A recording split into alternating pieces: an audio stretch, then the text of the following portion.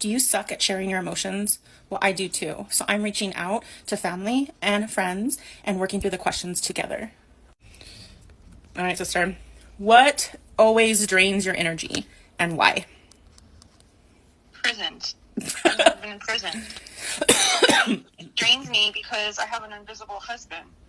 And I have to do everything by myself and still have responsibilities of a marriage when there's no other partner.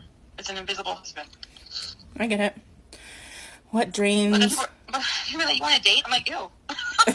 Well, you're married. You can't date. No, but even if I think about it, if I was single, you would still be like, no. I'm working on trying to figure out how Pinky to get along with another dog. I'm like, bitch, this one's nice. We have to keep this one. That's a good one. That's true. That's true. And you're dealing with a specific situation. So, what drains? You want me to give you something different? That's probably not TikTok worthy, huh? No, it's whatever.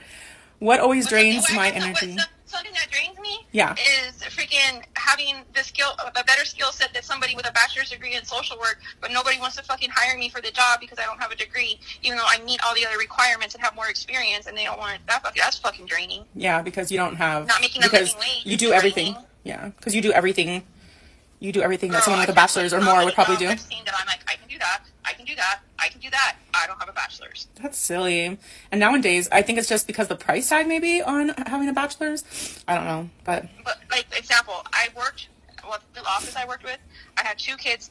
I call them kids, but fresh out of college, one of them had 2 degrees. They couldn't figure out how to open the fucking old school can opener. I had to teach them how to use a fucking can opener.